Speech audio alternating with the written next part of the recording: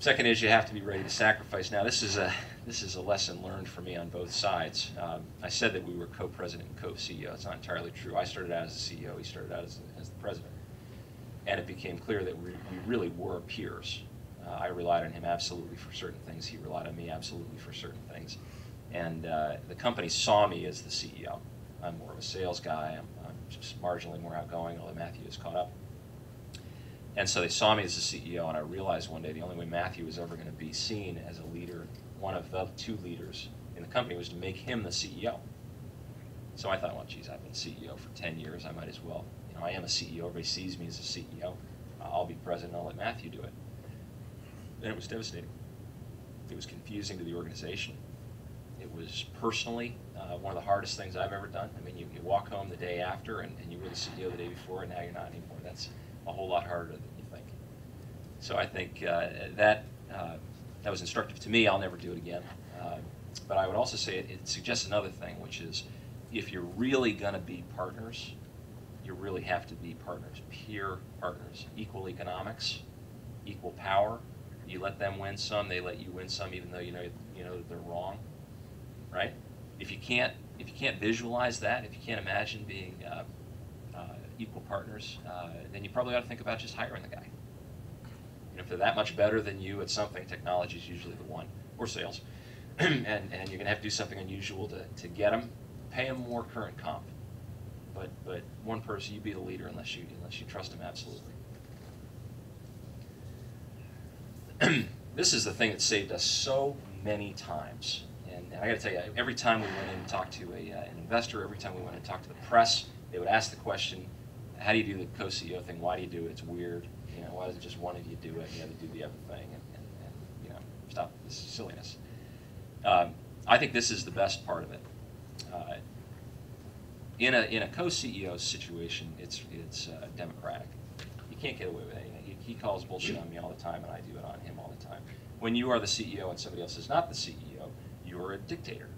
You might be a benign dictator, but you're a dictator. At the end of the day, you can slam it down their throat, right? Which is fine if you're talking about a meeting or if you're deciding on product direction or should we make the sale or should we price it. But sooner or later, you get out into a bigger context, right? And you're being questioned by your board, you're being questioned by your investors and other people. And so having to do sincere debate, and that's a little bit of a euphemism, it means that it gets heated. It means that somebody tells you that you're wrong and doesn't back down, then I think that tunes you up. You know, as long as one person can't push the other person over. That saved the company multiple times. The biggest one was in the downturn. So we were almost 400 people, we were international, we were doing big projects. We had a brand new project with Best Buy that was over $10 million. We had an ongoing great big project at Martha Stewart that was, I think we had 40-something people deployed building this thing. And the market started to turn south, and we were still doing great. And we had an executive meeting, and I was sort of the wishy-washy guy at that time. I fixed that since then, but that wasn't the time. And I said out loud, we will never have a layoff. And Matthew, fortunately, was very kind about it. He didn't say anything in front of other people, but as soon as the meeting ended, he pulled me aside. He says, you know, about that never going to do a layout thing. And we had a long debate, a layoff, and we did a layoff, and we did another layoff. We went from 400 people to 8 people. So, saved the company. This is Matthew.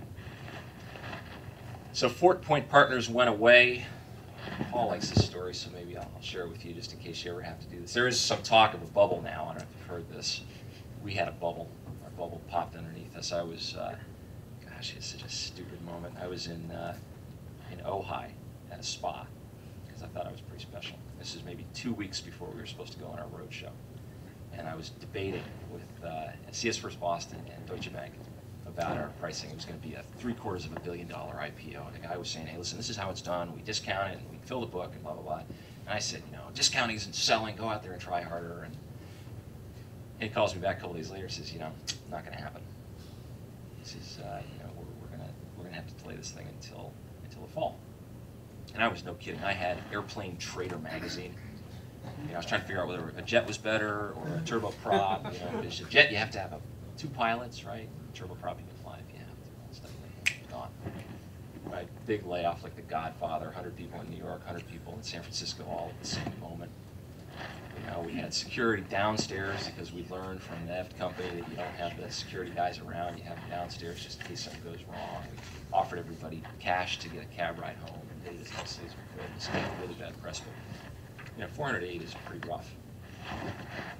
And that was where it started we started to lean on the partnership thing again. We heard a lot about this from the venture guys. They said, you know, a lot of our CEOs are they're walking dead. You know, there's something very emotionally destructive about seeing something evaporate like that. I mean, it seems intellectually like that's obvious, right? But the fact is, you're an entrepreneur. You're a make-it-happen guy, right? You want to keep banging your head against that stone wall until the wall goes or your head goes. Doesn't matter one way or the other, right? So we didn't think it was going to be that big a deal, but it was really, really difficult. And I think what allowed us to get through it and reorient and find the new thing, and grow the new thing, was the fact that we were both there.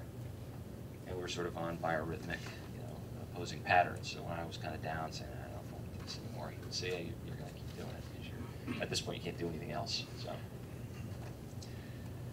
that's one of the reasons why we do it. We built off Informatica. I think I've probably run through my time already. I apologize for that. Ford Point Partners built e-commerce systems. The way we differentiated and won against, I mean, I used to compete personally against Steve Ballmer flying down personally and saying we'll build it for free. And EDS taking people in the turbojet helicopter down to Plano and saying we'd like to build it for you, and we're the best thing that ever's happened. And we were this stupid little company up in San Francisco working out of a warehouse, right? And we would win for two reasons. We'd say, why would anybody ever give you anything free? Do you really want to be the ones they want to cut their teeth with? So that was helpful. But we said, listen, they're going to build you a vending machine, and we're going to build you a salesman. And a vending machine is not going to beat a salesman ever, never, ever, right? And people like this. So we like this idea of e-selling and of system responding to people and customizing the offer for the people. We never quite built any of them. We built a lot of vending machines because just getting businesses online took every bit of everybody's time and energy. But we believed, and still do believe, in the idea. So when 4 Point went south, we built what we called a universal personalized content delivery engine, right? Which meant nothing then, it means nothing now. But what we said is that the website is an entity, this sort of centralized repository of content, guarded over by the IT guys, and babied along is dead, and now content is going to go out, and it's going to find people and personalize itself. And Matthew had a blog called The Site is Dead, and I went out and I called on 25 of the top e-commerce people in the country, and I said, good news, we have a personalized universal content delivery engine, and they looked at me like I was on drugs. So I went back to Matthew and I said, they don't want a personalized universal content delivery engine. What they want is an A/B testing tool. They want to be able to show people one version and another version randomly and see which one does better. And he just hated that idea. If you ever get a chance to read or talk to Matthew, he's a very high-level thinker. He's always thinking about where things are going. He's almost always right. His timing is sometimes suspect. I need help with that, but he's almost always right where things are going. And he hated the idea of doing A/B testing. He says, we built a Porsche, and they want to use it to plow the driveway. I will not allow it. So I went out there and I sold. I felt he was wrong at the time. He was wrong.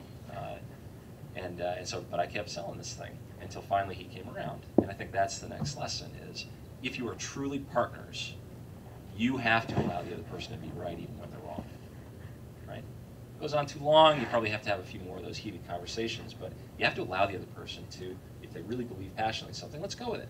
And let's not pretend. Let's really, really support it. And let's see if we can't make it happen.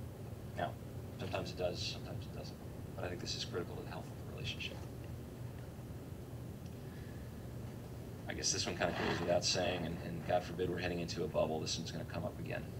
The winner is a guy who stands up in the end, just almost always. Sometimes you're the first guy out and you establish a dominant position, and that's what we all go for, right? But in the end, more often than not, it's just you don't ever quit, and having a partner makes it easier to not quit. And you don't quit on each other. This is another mistake that we made. Was it somewhere along the way, each of us said to the other, hey, why don't I just go do something else, and I'll cut some shares, aside for you, and you finish this thing up. And those discussions were so destructive because they deteriorated the trust. you never leave a man back in the field, ever.